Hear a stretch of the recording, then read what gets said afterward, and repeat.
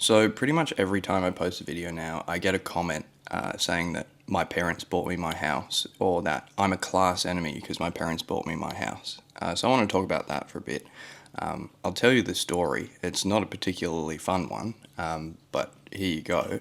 But before I do that, I do want to preface this by saying that the person who made up this rumor was Drew Pavlo, and then he spread that to his far-right Nazi friends, and then now the most common person commenting that comment is a Labour stan. So that tells me a little bit about you, if you are the person or the people or whatever leaving that comment, that you're probably not acting in good faith, but also it tells me a little bit about Labour supporters and the, I guess, online communities that they hang out in. Anyways, I live in a studio apartment that I own with my wife and 3 cats, and I was able to pay for the deposit for this place because of a payment that I received from an institution that I attended as a child where I was sexually abused.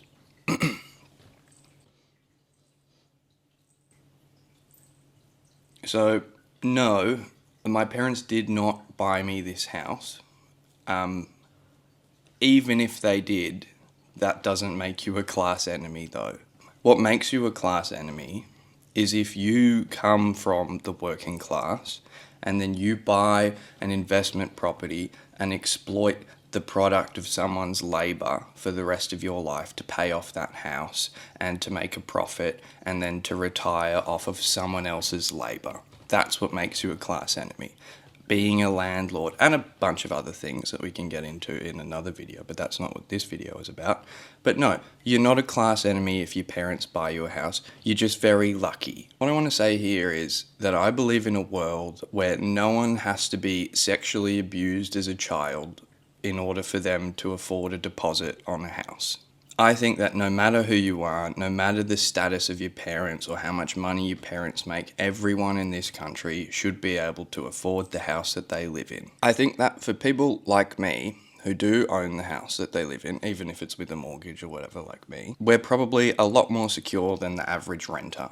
And because of that, and I'm going to talk about Marx for a bit, I think that we have an obligation to do things for those who are less privileged than us. You know the saying, from each according to their ability to each according to their needs. It's people like me who live in a house that they own with a mortgage that are able to speak out about the stuff that's happening to people who don't.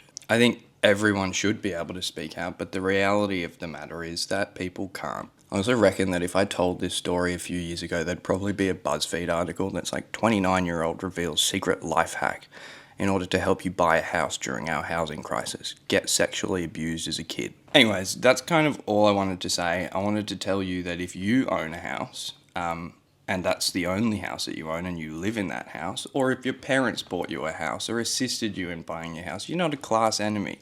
That is just a fundamental misunderstanding of class, and it's something that Labour supporters are spreading, which shows that they have a fundamental misunderstanding of class. I also want to encourage particularly the Labour supporters who are spreading this rumour to interrogate your Labour candidates at the same level that you interrogated me. Because, sure, I think we all should know who the people that we're voting for, how they got their house, and also whether or not we're voting for our own landlords or our own bosses. I don't think anyone should have to vote for their landlord or their boss. That's not fair. So, I had a few things I wanted to say. I'm not going to say them anymore because it's kind of hard to talk about, you know?